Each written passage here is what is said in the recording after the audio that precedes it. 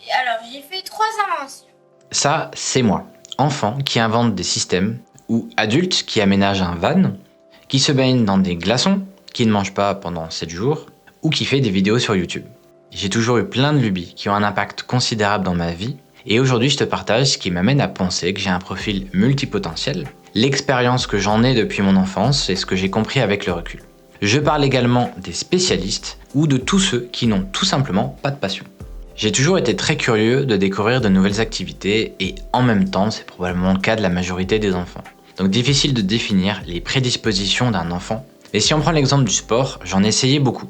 Judo, foot, tennis, ping-pong, escrime, handball, volley, squash, escalade, crossfit, musculation, calisthénie et ninja. Avec des durées de 1 an jusqu'à 10 ans. Parfois j'ai arrêté parce que j'en avais marre, mais c'était souvent surtout parce que j'avais envie de découvrir un nouveau sport. Ensuite, quelque chose qui me caractérise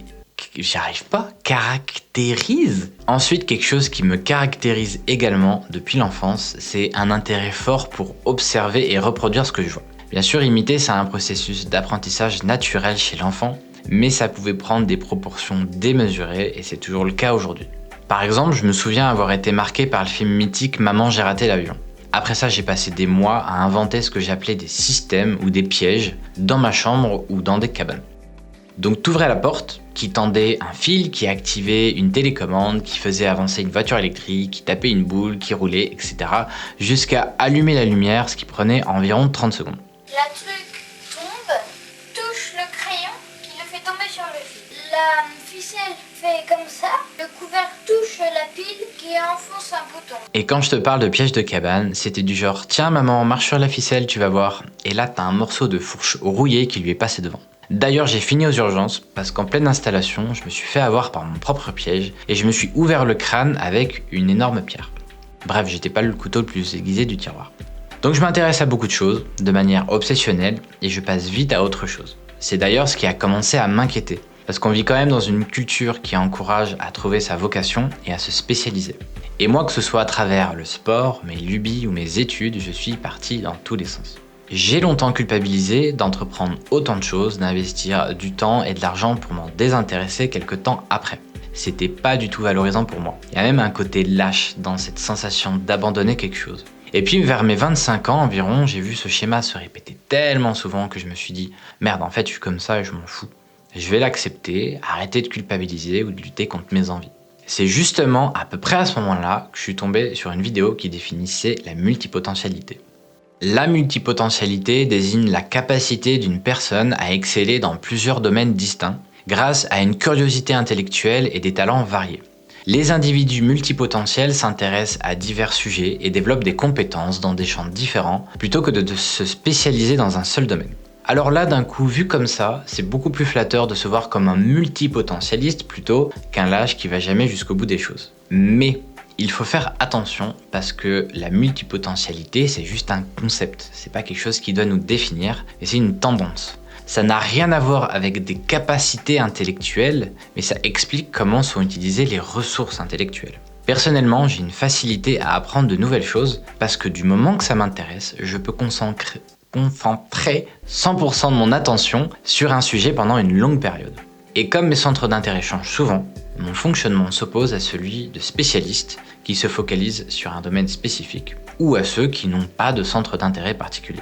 Chacune de ces tendances a ses avantages et ses inconvénients, ce que je décrypte un peu plus tard dans la vidéo. Avec le recul, je me rends compte que l'apprentissage et la créativité ont toujours été au centre de mes activités. C'est-à-dire le plaisir d'apprendre, de développer de nouvelles compétences pour créer quelque chose, peu importe la forme que ça prend. Par exemple des compétences d'ébéniste, qui concernent le travail du bois, pour fabriquer des meubles, ou des compétences graphiques pour créer des logos. Le cheminement est souvent le même. Je suis intéressé par quelque chose, par exemple les vannes aménagées, et puis au bout d'un moment, il y a une bascule, un déclic, où je me dis mais pourquoi pas moi ? Je me renseigne de manière obsessionnelle sur le sujet. 2 semaines après, j'ai acheté le fourgon et 6 mois plus tard, il est fini. Ce qui est intéressant, c'est que ce mode obsessionnel, c'est comme des œillères qui me désinhibent complètement de toutes les peurs liées à l'apprentissage et à l'échec. C'est aussi ce qui fait que je peux très rapidement basculer et enchaîner des lubies complètement différentes comme lancer des chaînes YouTube, en passant par la création de figurines Lego jusqu'à prendre des bains glacés sur ma terrasse en plein hiver. Je te donne un exemple très représentatif. Un jour, je m'intéresse au tatouage parce que j'aime le dessin. Je passe littéralement un été complet à dessiner des croquis, puis l'automne à le reproduire sur ordinateur et à visiter une dizaine de tatoueurs sur Lyon. J'arrive à un projet abouti vers les périodes de Noël. Et là, le Papa Noël offre à mon petit cousin un hélicoptère télécommandé. Je m'amuse comme un petit fou et ça réveille en moi un rêve de gosse. Ça coûte pas cher, je suis adulte donc je regarde sur internet pour m'en acheter un à 30 balles. Comme d'habitude, je me dis, n'achète pas de la merde qui va finir à la poubelle dans 2 semaines, mais un truc au moins un peu quali. Et à partir de là, c'est l'escalade et ça va très vite. Je regarde des vidéos sur le sujet, je découvre les drones, plus précisément les quadricoptères, je cherche à en acheter un, je découvre qu'il y a des passionnés qui se les fabriquent eux-mêmes, qu'on peut même installer une caméra embarquée dessus et avoir la sensation de voler grâce à des lunettes et un écran. Donc je passe 2 mois sur des forums en anglais pour comprendre comment en fabriquer un de A à Z, je commande toutes les pièces, 2 mois plus tard j'ai tout reçu, je le monte, je le paramètre, je le fais voler 2-3 fois, et je passe à autre chose. Et je finis par tout revendre. Le pire, c'est que 2 ans plus tard, j'ai voulu refaire un drone encore mieux et ce schéma s'est répété exactement de la même manière. Toutes ces expériences sont pleines d'émotions, d'excitation, de joie, de frustration, de culpabilité et parfois la charge mentale de m'être embarqué dans quelque chose qui me dépasse. Clairement, quand j'ai entièrement aménagé un van à partir d'un ancien camion à la poste, j'y passais 90% de mon temps libre, dont toutes mes soirées, et c'était très éprouvant. Je dois aussi parfois gérer une certaine pression sociale ou une incompréhension de mon entourage dans ce que j'entreprends, de ce que je peux comprendre parce que mes expériences sont parfois extrêmes. Qu'est-ce que j'ai appris de toutes ces expériences et de ma tendance multipotentielle ? D'abord, chaque lubie m'apporte quelque chose qui enrichit un peu mon quotidien. C'est-à-dire que j'explore un extrême pour synthétiser quelque chose d'utile que j'intègre dans mon quotidien. Par exemple, après avoir pris des bains glacés pendant des mois, maintenant j'ai gardé la douche froide après le sport. Entre parenthèses, c'est d'ailleurs le but de cette chaîne. Te faire profiter de toutes les connaissances et compétences que j'ai accumulées sur un sujet pour le vulgariser et synthétiser mon expérience pour potentiellement t'inspirer. Donc quelque part, c'est aussi une manière de donner du sens au temps que j'investis dans mes lubies. Même si j'accepte maintenant mon fonctionnement, j'apprends également à me canaliser et à faire coexister plusieurs lubies en même temps. Par exemple, j'adore le sport. Peut-être que parfois je vais en faire en excès, mais quand je vais être concentré sur une nouvelle lubie, je vais m'imposer la rigueur de faire au moins une séance de sport tous les jours. Donc il y a pas mal de petites habitudes comme ça que je vais me forcer à entretenir. Ce qui est marrant, c'est que ça a un impact sur mon identité. On aime bien mettre des étiquettes, geek, sportif, bricoleur, et j'en ai tellement que ça veut plus rien dire, ce qui me permet de m'en détacher.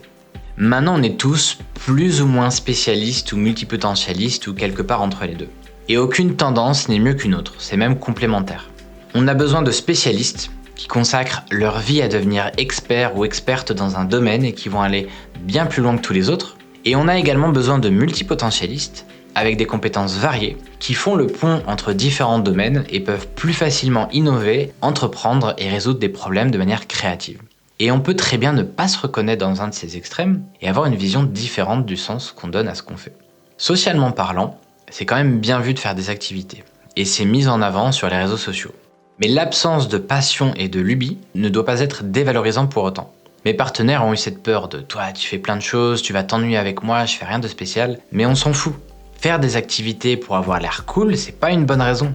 Personnellement, c'est une façon d'explorer la vie, d'exprimer ma créativité, de m'évader, d'apprendre et de partager. Mais ça peut également venir combler un vide. Donc dans un monde idéal et éveillé, le simple fait d'exister, dans le moment présent, devrait être suffisant et satisfaisant. Et je pense qu'on a tous un travail à faire là-dessus. Nos lubies devraient être un bonus, mais pas une fin en soi pour se sentir heureux et exister.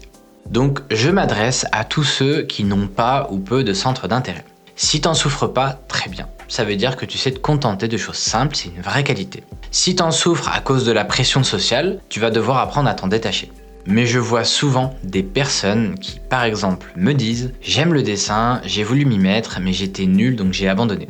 Si c'est ton cas, je vois 2 problèmes. Le premier, c'est que tu te compares à ceux qui sont bons et qui ont donc passé des milliers d'heures à travailler. Le deuxième, c'est que tu ne le fais pas pour les bonnes raisons. Le but de dessiner, ce n'est pas d'arriver rapidement au joli dessin que tu imagines. Le but, c'est de prendre plaisir dans l'action de dessiner. C'est-à-dire le rituel de préparation, le bruit, la sensation du crayon sur le papier, etc. C'est un état méditatif où l'on est pleinement conscient, dans le moment présent, concentré et connecté à nos sens. La seule chose qui t'en fait sortir, c'est ton mental, qui a ses attentes et qui se compare. L'important c'est de comprendre qu'il n'y a pas une meilleure façon d'être, juste des manières différentes de fonctionner avec leurs avantages et leurs inconvénients, et on peut toujours en faire une force. La qualité, la quantité ou l'absence de centre d'intérêt ne doit pas définir notre valeur. Être passionné ou aboutir à un résultat n'est pas une fin en soi, ce qu'il est, c'est avoir l'esprit vide. Être connecté au moment, c'est un état de flow que les Japonais appellent mushin, je sais pas comment ça se prononce, et qu'on peut atteindre en bricolant, en cuisinant, en faisant du sport ou même en l'absence d'activité. Maintenant, ça m'intéresse de savoir en commentaire si tu as identifié une de ces tendances chez toi et comment tu le vis. Merci d'avoir regardé cette vidéo et amuse-toi bien.